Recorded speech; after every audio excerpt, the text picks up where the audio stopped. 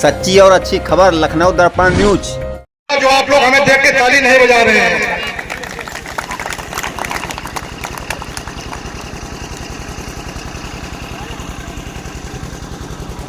आज के इस कार्यक्रम में हमारे साथ लखनऊ से चलकर आए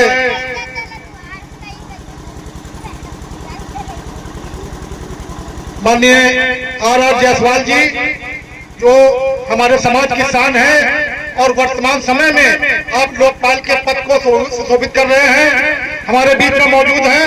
और हमारे बीच में पूजनीय, मैं नाम तो नहीं ले पाऊंगा, लेकिन जितने भी हमारे पूजनीय भंते जी हैं उनको सबको मैं प्रणाम करता हूं। और आज के इस कार्यक्रम के संयोजक हैं भाई लालजी प्रसाद, उनका भी मैं बहुत प्रणाम करता हूं।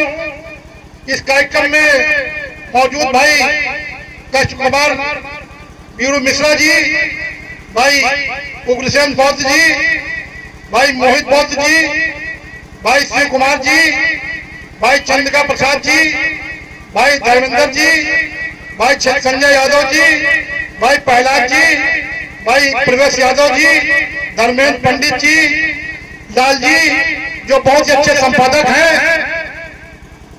आज सबसे पहले मैं भारतीय संविधान के रचयिता परम पूज्य बाबा साहब डॉक्टर BR के चरणों में नमन करते हुए अभी हमारे बीच में बहुत देर से आप सभी लोग बैठे, जो हमारे मंच पर हमारे प्रख्यात कलाकार लोग बाबा साहब की शान में आपको बाबा साहब के बारे में बता रहे थे। मैं मंच पर आसीन जितने भी हमारे सम्मानित कलाकार हैं, जो हमारी बहन बेटी बैठी है, उनको भी मैं इस मंच के माध्यम से प्रणाम करता हूं। और हमारे बीच में लखनऊ से चलकर आई हैं हमारी बहन विमला जी, उनका भी बहुत बहुत सम्मान करता हूं। और साथियों, नाम में जिसका ले रहा हमारे बीच में अभी भाई अपनी कविता सुनाकर प्रीत जी, उनको भी बहुत अच्छी अभी बातें बताई आपको। सब लोगों ने बाबा साहब के बारे में, जो बाबा साहब की शिक्षा थी, जो दीक्षा थी, उसके बारे में जो हमारे माननीय भंते जी हैं, उन लोगों ने भी बाबा साहब के सम्मान में और जो बाबा साहब का नारा था उनके बारे में आपको बताया। और हमारे बीच में और जिनका नाम मैं नहीं ले पा रहा हूं, वो लोग अति महान हैं।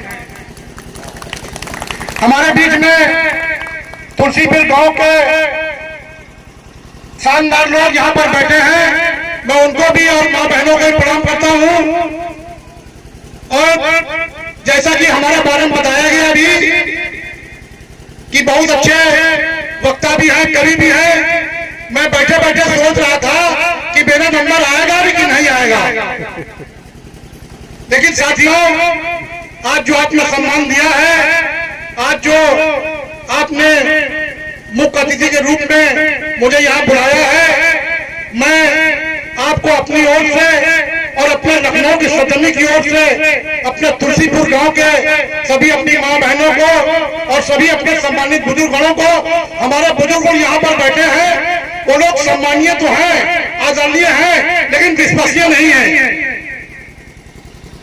हमारे बुजुर्ग यहाँ पर बैठे हैं, वो लोग आदरणीय हैं, सम्मानीय हैं, लेकिन विश्वसनीय नहीं है। वो क्यों?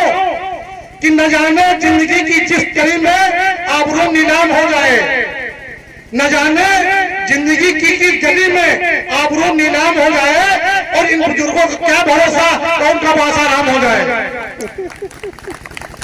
साथियों, हमारे बारे में बताया गया है, भाई हमारे जो लाल जी हैं, बहुत ही हमारे सम्मानित साथी हैं, आज उन्होंने हमको यहाँ पर बुलाया था। और हमारी इनकी जान पहचान जब इनकी शादी नहीं हुई थी, उससे पहले से हमारी इनकी जान पहचान है। एक दिन इनके घर में गए तो ये कपड़े धो रहे थे, पैंट शर्ट। हमने उनको देखा तो हमने कहा, यार तुम इतना बड़ा पत्रकार हो, इतनी बढ़िया पत्रकारिता करते हो, और तुम कपड़े धो रहे हो, तुम शादी क्यों नहीं कर लेते? इन्होंने हमारे कहने से लाली भाई ने शादी कर ली। शादी के बाद इनके घर फिर एक दिन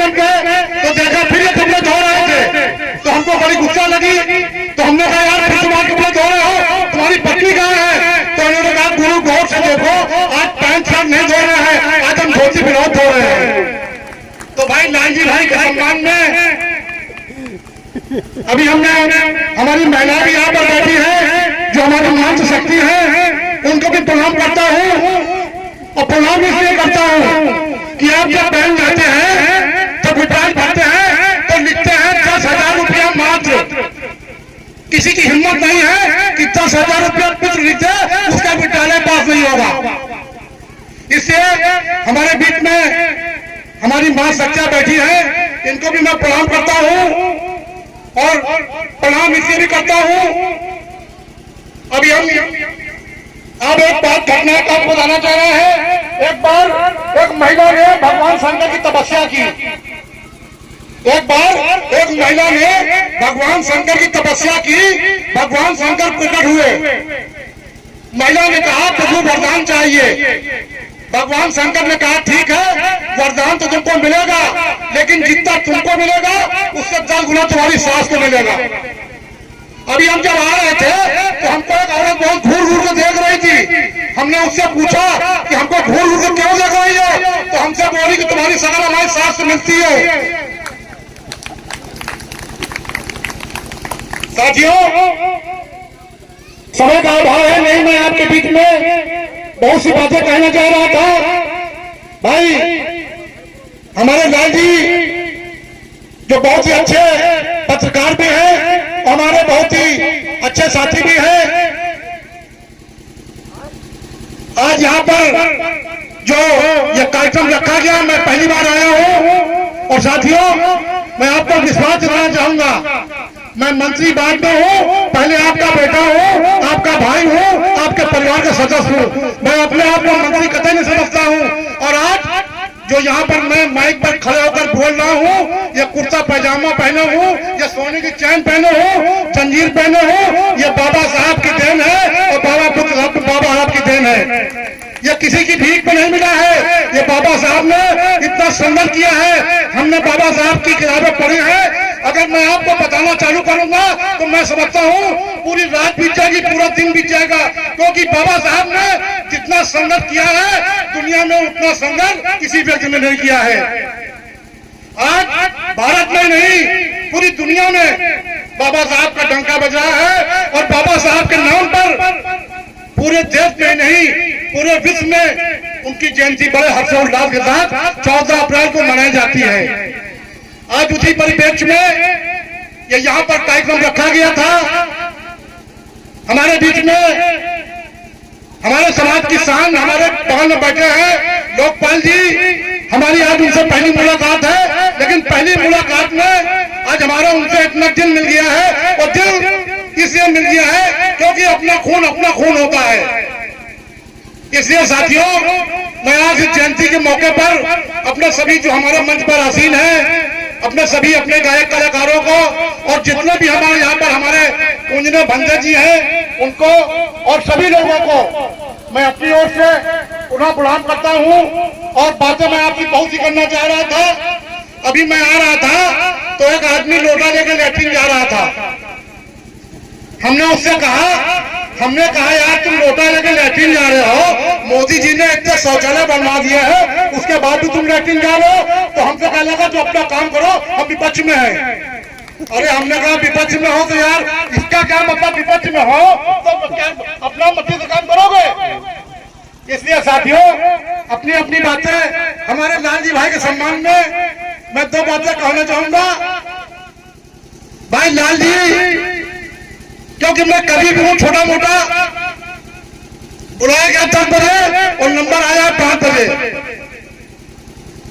इसलिए साथियों, भाई लाल जी हमारे बहुत पुराने मित्र हैं।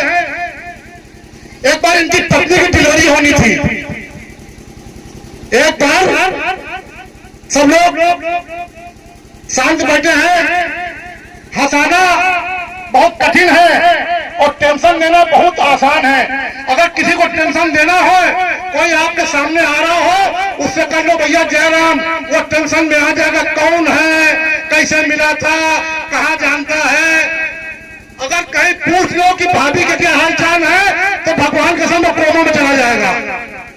तो इसलिए टेंशन देना बहुत आसान है, हंसाना बहुत मुश्किल है। एक बार भाई लाल जी की पत्नी को डिलीवरी होना थी, हालांकि इनका साइज जो है लाल जी की और इनकी पत्नी का थोड़ा डिफरेंस है। तो हमने इनसे एक दिन पूछा लाल जी से कि भाभी जी में आप में थोड़ा साइज में डिफरेंस है, कोई आपको दिक्कत तो नहीं है? तो बोलो मुसीबत जितनी छोटी उतना अच्छा है। तो भाई लाल जी हमारे बहुत ही सम्मानित साथी हैं। अभी हम बता रहे थे महंगाई के मुद्दे पर 2 लाइनें आपको सुनाना चाहूंगा कि मैंने अपनी पत्नी से कहा कि चलो दिला दूं तुम्हें बनारस से साड़ी। मैंने अपनी पत्नी से कहा कि चलो दिला दूं तुम्हें बनारस से साड़ी, या दिला दूं चलो तुमको नैनो गाड़ी, या चलो घुमा लाओ तुम्हें खंडाला, या चलो दिखा दूं तुम्हें आगे का ताज। पत्नी डोली भुड़क के बोली, नहीं चाहिए मुझे बनारस की साड़ी, नहीं चाहिए मुझे नैनो गाड़ी, नहीं जाना मुझे खंडाला और नहीं देखना मुझे ताज। अगर ला सकते हो तो ले आओ 3 किलो टमाटर, 2 किलो प्याज। तो महंगाई के मुद्दे पर बहुत सी बातें हैं। हमारे बीच में बहुत से सम्मानित साथी बहुत देर से यहाँ पर बैठे इंतजार कर रहे थे। तो हम बता रहे थे कि भाई लाल जी की पत्नी को एक बार डिलीवरी होना थी, ये अस्पताल ले गए, अस्पताल में अपनी पत्नी को उन्होंने भर्ती किया। ये अस्पताल के बाहर चहलकदमी कर रहे थे। थोड़ी देर बाद नर्स बाहर निकली, इन्होंने नर्स से पूछा क्या हुआ, तो नर्स ने कहा बेटा हुआ है। उसने कहा बेटा हुआ है, तो इन्होंने पूछा कैसा है, तो नर्स ने कहा ये ना पूछो कैसा है, अपनी माँ का गला दबा के पूछ रहा है बोल कितने आदमी थे। तो हमारे भाई लाल जी भाई बहुत ही सम्मानित व्यक्ति है। मैं कविता बहुत सी आपको सुनाना चाह रहा हूँ, लेकिन समय का अभाव है, इसलिए हमारे कलाकार भी मैं देख रहा हूँ जब हम नहीं आए थे, जहाँ तक मेरा अपना मानना है ये कार्यक्रम था 2-3 दिन से चल रहा है, कल से चल रहा है प्रोग्राम। हमारा सम्मानित साथी भी यहाँ पर जो हमारे कलाकार हैं सम्मानित, मैं उनका भी पुनः स्वागत करता हूँ। और आपके बीच में मैं बाबा साहब के सम्मान में 2 लाइनें कहना चाहूंगा कि रुतबा मेरे सर को तेरे संविधान से मिला है, रुतबा मेरे सर को तेरे संविधान से मिला है, और ये सम्मान भी मुझे तेरे संविधान से मिला है। रुतबा मेरे सर को तेरे संविधान से मिला है, और ये सम्मान भी मुझे तेरे संविधान से मिला है। औरों को जो मिला होगा वो मुकद्दर से मिला होगा, मुझको तो मुकद्दर भी तेरे संविधान से मिला है। तो साथियों, ऐसे महापुरुष की जयंती के मौके पर आज मैं बहुत खुश हूँ। हालांकि मैं आपको बता दूं क्योंकि मैं झूठ नहीं बोलता हूँ, मैं आज सुबह से निकला था, सुबह 10 बजे मुझे बुलाया गया था, और मैं सुबह से आपके बीच में आने के लिए आतुर हूँ। लेकिन जब जिसका मिलन होता, जब समय होगा उसी समय उसकी मुलाकात होती है। साथियों, मैं एकता की बात बाबा साहब ने भी कहा था, सब लोग एक साथ रहे, एक साथ मिलजुल कर काम करें और सब लोग समाज को सम्मान दिलाएं, समाज को आगे बढ़ाने का काम करें। हमारे बीच में हमारे समाज के काफी लोग अच्छे ऊंचे पद पर हैं और अच्छी पदों को सुशोभित कर रहे हैं। ये सब बाबा साहब की देन है। बाबा साहब ने अगर संघर्ष न किया होता, क्योंकि साथियों मैं तो जब देखता था, सभी लोग जानते होंगे कि बाबा साहब का सीरियल आता था, उस समय साथियों मैं आपको बताना चाह रहा हूँ, देख के उस समय आंसू आते थे। आंसू इसलिए आते थे कि बाबा साहब बाल कटवाने गए थे एक बार, तो बाबा साहब के बाल नहीं काटा नाव ने। बाबा साहब रोते रोते अपने घर आए और उन्होंने अपनी माँ से कहा कि मेरे बाल इस नाव ने नहीं काटे, मेरे बाल ये नहीं काट रहा है और भैंस के बाल काट रहा है। तो उनकी माँ ने उनको समझाया, बेटा समाज में क्या परिस्थिति है। बाबा साहब समझे और बाबा साहब ने हार नहीं मानी। इतने संघर्षों के बाद भी, इतनी मेहनत के बाद भी, यहाँ तक कि बाबा साहब को क्लास के अंदर बेंच पर बैठने का मौका नहीं मिलता था। बाबा साहब को अपने घर से अपनी बोरी लाना पड़ती थी और अपना पानी लाना पड़ता था। ऐसे बाबा साहब के सम्मान में, जिसने हमको आपको आज इस मुकाम पर पहुंचाया है, ऐसे बाबा साहब के सम्मान में मैं आप सबकी ओर से बाबा साहब के सम्मान में पूरे गांव वासियों को बहुत बहुत हार्दिक धन्यवाद देता हूं और वंदन करता हूं। किस तरह का आज एक कार्यक्रम रखा गया है। भविष्य में मैं लालजी भाई से कहना चाहूंगा कि प्रतिवर्ष वो प्रोग्राम रखे और मैं उनसे वादा करता हूं कि बाबा साहब का प्रोग्राम होगा, आप मुझे बुलाएं और चाहे ना बुलाएं, मैं बिना बुलाए आपके कार्यक्रम में आऊंगा। क्योंकि साथियों, आज हम मंत्री पद पे हैं तो ये बाबा साहब की देन है। आज हमारे भाई मंच पर बैठे गाना गा रहे हैं, माइक पकड़े हैं। एक समय वो था माइक पकड़ना तो दूर, हमको माइक के पास नहीं जाने दिया जाता था। आज बाबा साहब की देन है कि हम माइक पर खड़े होकर अपनी बात कहते हैं, अपना दुख दर्द लोगों को सुनाते हैं और बाबा साहब ने जो शिक्षा दी थी उनके बारे में सबको बताते हैं। हमारे कलाकार बहुत अच्छा है, यहाँ पर अपना प्रदर्शन कर रहे थे। भाई जो ढोलक मास्टर हैं, ढोलक वो बहुत अच्छी बजा रहे थे और हमारे भाई चिमटा बजा रहे थे। मैं तो डर रहा था कहीं ऐसा ना हो कि उंगली में लग जाए, वो घुमा रहे थे, नचा रहे थे।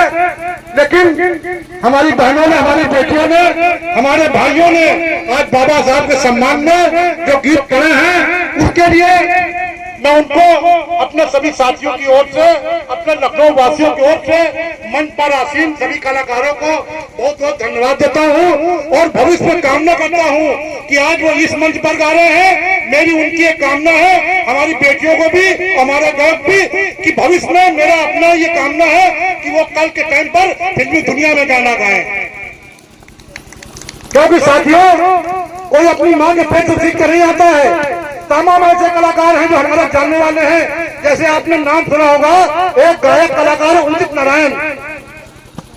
उदित नारायण इस समय पूरे वर्ल्ड में उसको लोग जानते हैं और एक समय वो था जब वो स्कूल में पढ़ने आता था तो हम लोग उससे कहते थे, अबे तू तो गाना बहुत अच्छा गाता है यार, तू फिल्म में क्यों नहीं गाता है? तो वो कहता था कि मुझे मौका कहाँ मिलेगा। लेकिन साथियों, आज देखिए उस गरीब के बेटे ने आज पूरी दुनिया में, उसने नहीं उसके बेटे ने भी, उदित नारायण का जो छोटा सा बेटा है, उसने गाना गाया है कि छोटा बच्चा जान के मुझको मत। हमारा यहाँ स्वागत कर रहे थे कि 100 साल पहले, मुझे 100 साल पहले पता नहीं थे भी कि नहीं थे, हम थे भी कि नहीं थे, पता नहीं 100 साल पहले कहाँ से गाना आ जाइए। तो साथियों, मैं बहुत सी बातें आपसे कहना चाहता था, लेकिन साथियों अब यहाँ पर मैं समझ रहा हूँ कि कार्यक्रम समाप्ति की ओर है। मैं अपनी ओर से अपनी बहन बिमला जी को और अपने पूज्य सभी भंते जी को और जितने भी हमारे यहाँ पर सम्मानित साथी बैठे हैं, बुजुर्ग बैठे हैं, हमारे नौजवान बैठे हैं और हमारे गांव के जितने भी हमारी माँ बहनें हैं, बच्चे हैं, उनको मैं अपनी ओर से बहुत बहुत हार्दिक धन्यवाद देता हूँ और वंदन करता हूँ कि वो हमेशा स्वस्थ रहे, मस्त रहे और व्यस्त रहे। और साथियों, बाबा साहब के बारे में आपसे कहना कुछ नहीं चाहूंगा, लेकिन सिर्फ एक बात कहना चाहूंगा, अगर आपने बाबा साहब की इस एक बात पर अमल कर लिया तो दुनिया में आपको हरा नहीं सकता है। बाबा साहब के 3 मूल मंत्र थे कि शिक्षित हो, संगठित हो, संघर्ष करो। सारा सारांश इन्हीं शब्दों में छिपा है, पूरा सारांश इन्हीं शब्दों में छुपा है। शिक्षित हो, संगठित हो, संघर्ष करो। हम शिक्षित होंगे तब हम संघर्ष करेंगे, हम संगठित होंगे तो अपने समाज की हम लड़ाई लड़ेंगे। तो साथियों, मैं अपनी माँ बहनों को, अपने सभी साथियों को, अपने सभी गांव वासियों को बाबा साहब की जयंती के मौके पर पुनः धन्यवाद देता हूँ और बहुत बहुत हार्दिक वंदन अभिनंदन करता हूँ। और अपनी बात समाप्त करूँ उससे पहले हमारे बीच में जो सभी साथी आए हैं, हमारे जितने भी लखनऊ से लोग आए हैं, उनका मैं अपनी ओर से और खास के हमारे बीच में हमारे लोकपाल जी जो हमारे समाज की शान है, मान है, मैं उनका पुनः इस मंच से स्वागत करता हूं और अपनी बात समाप्त करूं उससे पहले मैं, अगर आप सुनने के इच्छुक हो 2 लाइनें तो एक बार जोरदार आवाज ताली बजा दीजिए, मैं समझ जाऊंगा आप सुनने के इच्छुक हैं। करिया नेता पहन के प्यारी हंस के बोले ऐसन, तनी देख पपुआ की अम्मा हम लागी थे कैसन।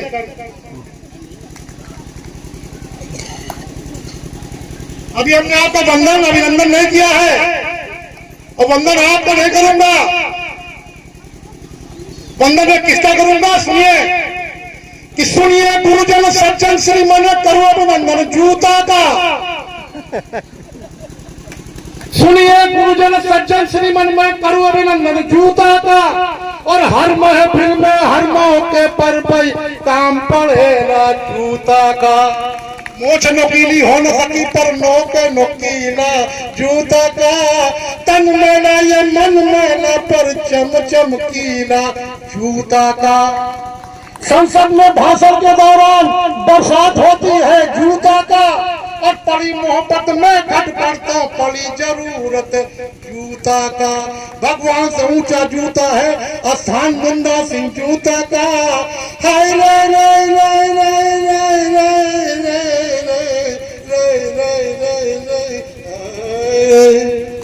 भगवान से ऊंचा जूता है स्थान मुन्ना सिंह जूता का। क्यों कि पूजा करे मंदिर में और ध्यान लगाए जूता का।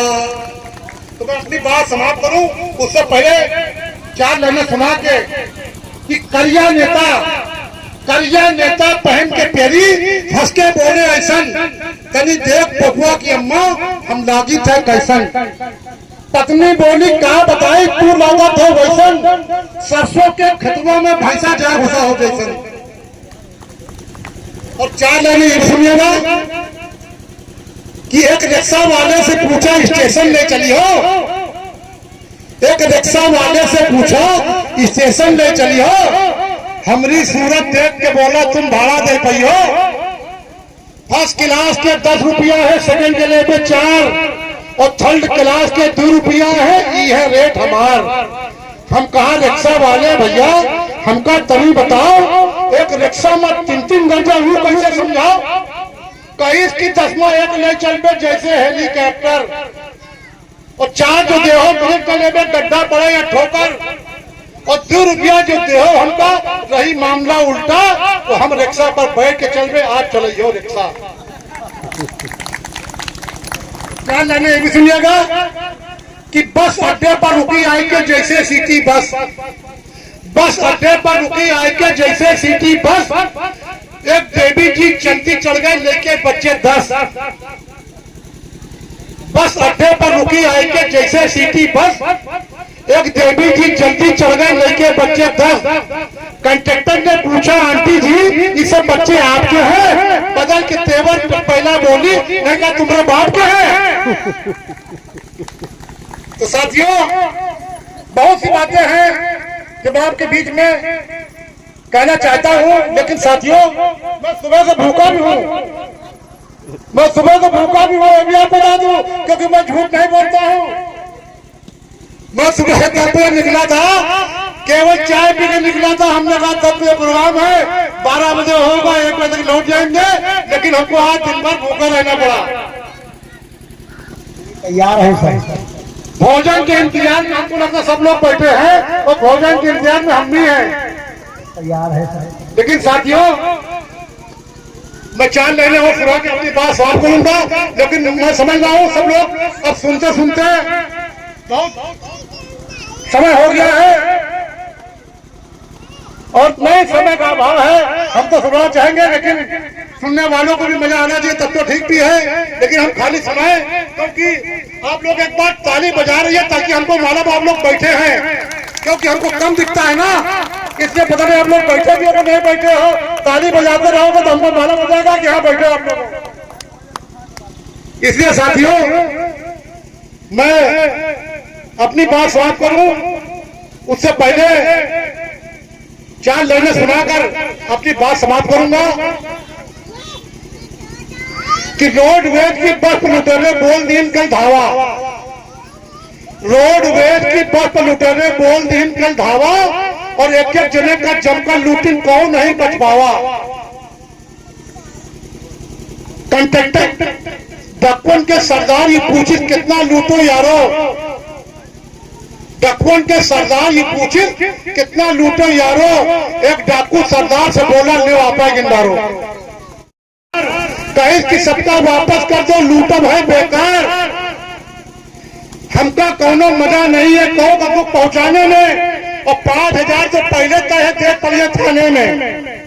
तो साथियों, मैं अपनी बात समाप्त करूं बाबा साहब के सम्मान में नमन करते हुए अपने सभी बौद्ध भिक्षुओं को, अपने सभी साथियों को, जितने भी यहाँ पर सभी लोग उपस्थित हैं, उनको पुनः अपनी ओर से बहुत बहुत हार्दिक अभिनंदन करता हूँ और सबका स्वागत करता हूँ। अपनी बात समाप्त करता हूँ। जय भारत, जय भीम। तो शम्मा शम्बुदस्तु नमो शम्भु नमो तस्तु भगवतो अरहतो शम्मा शम्बुदस्तु।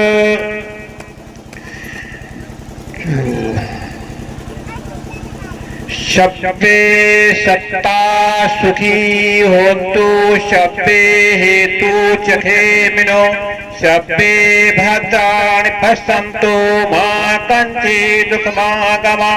शब्बे सत्ता सुखी होन्तु शब्बे हेतु चखेमिनो शब्बे भद्राणि पश्यन्तु मा कंचित् दुःखमागमा।